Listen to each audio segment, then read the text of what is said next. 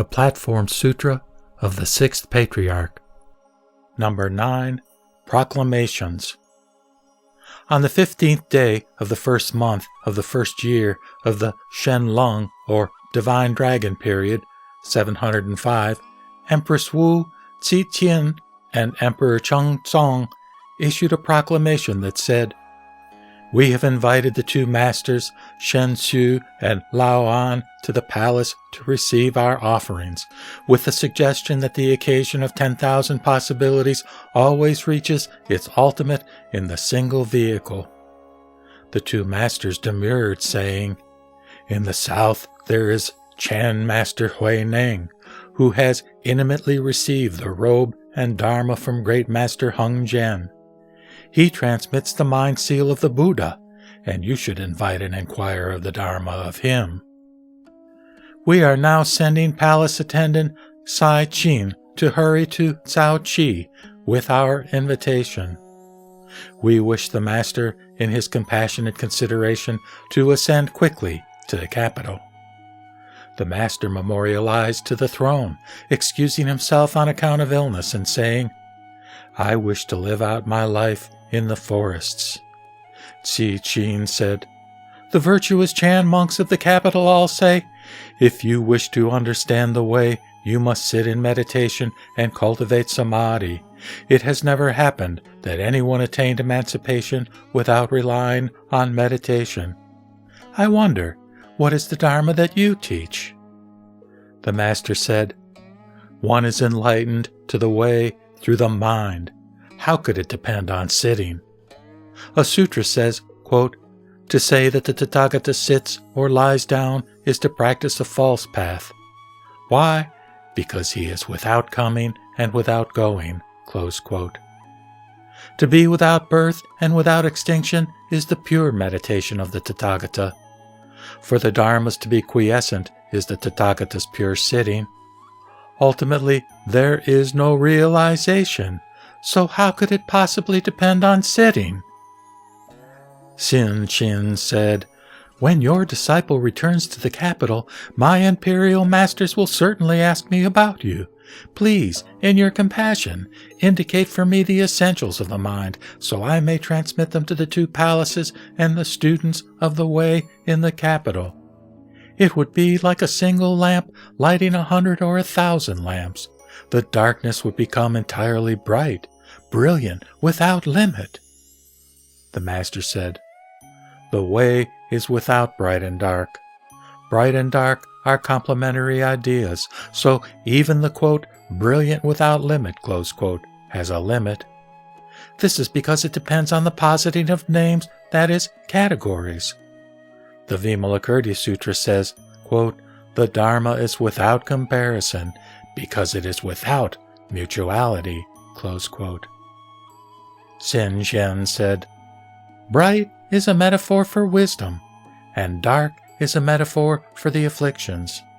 If perchance students of the way do not use the illumination of wisdom to destroy the afflictions, how will they be able to escape beginningless samsara?" The master said, "The afflictions are bodhi.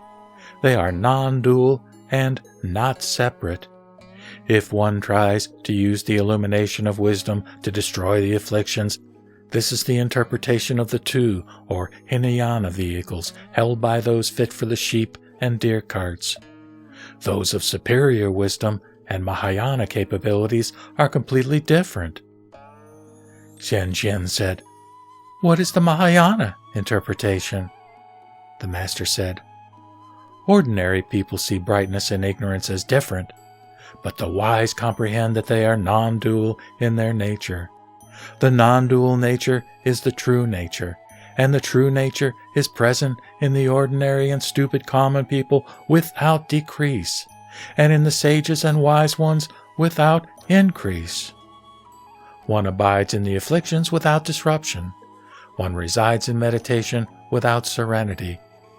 Not annihilationist and not permanent, neither coming nor going, neither located in an intermediate location, nor in the internal and external, neither generated nor extinguished, permanently abiding without movement, This is called the way.